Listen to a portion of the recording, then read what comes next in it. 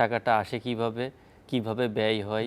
উনি ক্রিকেট বোর্ডে এসেছিলেন, কিন্তু ওনার হয়তো বা ওই আইডিয়াটা ছিল না। খুব আছে এবং খুবই সক্রিয়ভাবে কাজ করছে। ক্রিকেটের স্বার্থটা আগে দেখা উচিত। সাবেক একজন বোর্ড পরিচালক এম নাজমুল সরাসরি বলেছেন যে ক্রিকেটারদের সঙ্গে একটা আর্থিক ব্যাপার, মানে ওনার বোধহয় জানা ছিল না যে জনগণের ট্যাক্সের টাকায় ক্রিকেট চলে না, আপনারা ইনকাম করেন সেই টাকাগুলোই আপনারা আলটিমেটলি ক্রিকেটারই ওই টাকাগুলো আনে, নিজেরা নিজেদের জন্য খরচ করে।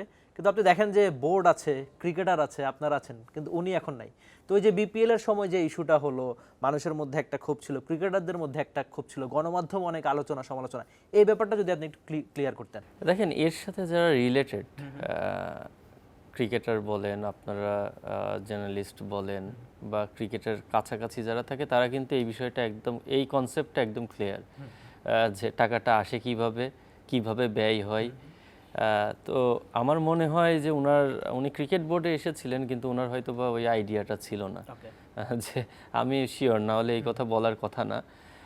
কারণ যেহেতু আর্নটা করছে ক্রিকেট খেলার মাধ্যমে, মাঠে ক্রিকেট খেলছে, সেই জন্যেই স্পন্সর আসছে, সেই জন্যেই দর্শক আসছে। হ্যাঁ, তো মাঠে খেলাটা না থাকলে তো আলটিমেটলি স্পন্সরও আসবে না, দর্শকও আসবে না, তাই না? তো আমাদের সবার আমার মনে হয় যে ক্রিকেটটাকে ফার্স্ট প্রায়োরিটি দেওয়া উচিত। ক্রিকেটের স্বার্থটা আগে দেখা উচিত।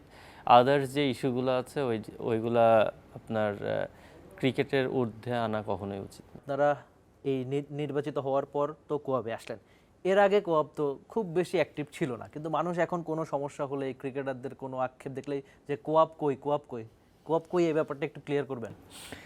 কোয়াব আছে, হ্যাঁ, আমি দর্শকদের উদ্দেশ্যে শুধু এতটুকুই বলতে চাই, কোয়াব আছে এবং খুবই সক্রিয়ভাবে কাজ করছে, যেটা আগে কখনোই হয় নাই।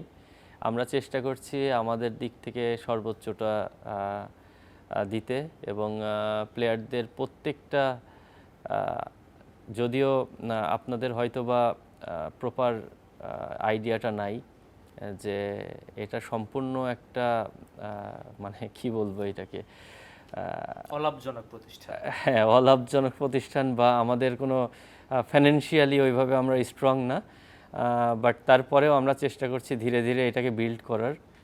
আমরা আশা করি যে আমরা যদি শুরু করতে পারি, তাহলে এটা এক সময় অবশ্যই একটা ভালো জায়গায় যাবে, এবং আমরা এটা আরও অনেক বড় পরিসরে আমরা প্লেয়ারদের পাশে দাঁড়াতে পারবো। For more updates, subscribe to our YouTube channel and click on the bell icon. Follow us on Facebook and Instagram. Download T-Sports app to enjoy exciting games and highlights. Visit tsports.com.